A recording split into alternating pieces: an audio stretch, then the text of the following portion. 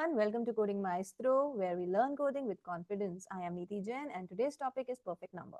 Before moving ahead, we should know what is a perfect number. A perfect number is a number which is equal to the sum of its factors, leaving a number, right? For example, 6. ऐसा number जो अपने factors के सम के बराबर होता है, जिसमें हम नंबर को उसका फैक्टर नहीं मानते हैं, तो उसको हम परफेक्ट नंबर कहते हैं। जैसे 6 के 3 फैक्टर्स हैं, 1, 2 और 3। उन तीनों को अगर हम सम करते हैं तो वो 6 के बराबर आता है, तो 6 is a perfect number. So let's move forward and see how we will check for a perfect number using jump. In this, first of all, we have included the comment, जिसमें हमने सिर्फ ये लिखा है कि हम perfect number check कर रहे हैं. Then we have included the scanner class for taking input. Then we have started with the coding maestro class, and in this we have started our main function.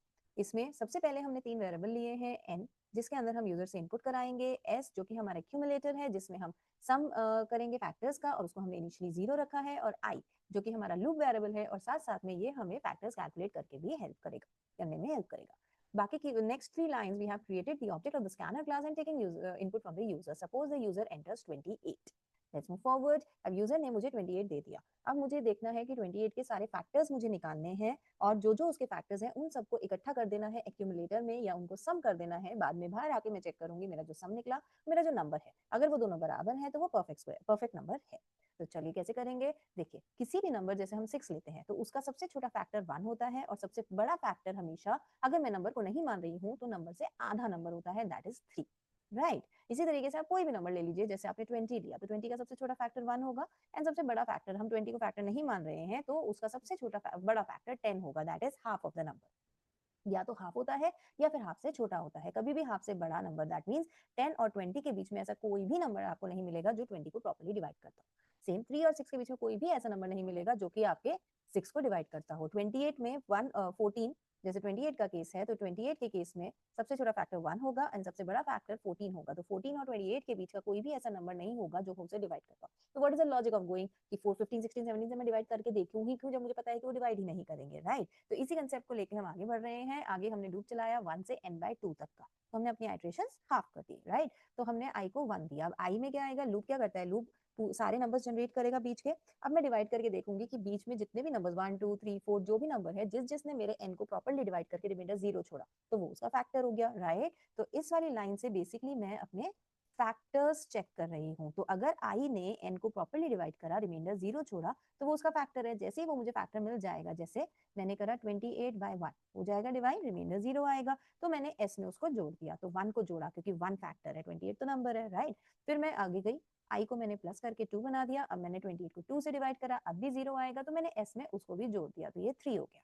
अब मैंने next i को 3 कर दिया। जब मैंने 3 से 28 को डिवाइड करा तो वो डिवाइड प्रॉपर नहीं होगा, तो मैं s में उसको नहीं जोड़ूंगी। I will go up, i बन गया 4, 4 प्रॉपर्ली डिवाइड करेगा मेरे 28 को, तो हमने उसे जोड़ दिया, तो s बन गया 7।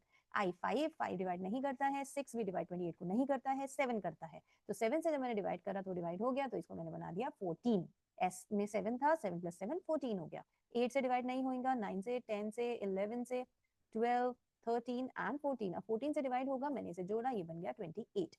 अब मेरा i बन गया 15। जैसे ही i 15 हुआ तो मेरी जो कंडीशन है वो हो गई फॉल्स। फॉल्स क्यों हो गई, क्योंकि i मैंने कहा था हाफ तक जाएगा, और 15 is greater than half of 28, that is 14 से बड़ा हो गया, तो हम एग्जिट कर जाएंगे लूप से। जैसे ही हम लूप से बाहर आएंगे, s में क्या होगा, s में क्या है, s is containing the sum of all the factors, right. तो हमने फाइनल सम को अपने ओरिजिनल नंबर से कंपेयर कराया। अगर वो दोनों इक्वल हैं तो मतलब मेरा जो नंबर है दैट्स अ परफेक्ट नंबर। तो हमने बाहर आके वही कंपेयर कराया कि अगर एस एन के इक्वल है तो वो हमारा परफेक्ट नंबर है, नहीं तो परफेक्ट नंबर नहीं है, राइट। अब यहाँ पे ध्यान रखिएगा, यहाँ पर डबल इक्वल टू का साइन आएगा जो कि रिलेशनल ऑपरेटर है, जो आपको ट्रू या फॉल्स देता है बाय कंपेयरिंग टू वैल्यूज। यहाँ सिंगल इक्वल टू नहीं आएगा, क्योंकि single equal to assignment operator होता है जो आपकी वैल्यू को चेंज करता है, ठीक है। यहाँ पर इफ में डबल इक्वल टू से आप कंपेयर करेंगे। I hope the solution is clear to you. एक बार जिसमें देखते हैं, हम नंबर लेंगे 1 से लेकर आधे नंबर तक का हम लूप लगाएंगे। जो जो नंबर्स हमारे जनरेट होंगे सबसे हम n को डिवाइड करेंगे,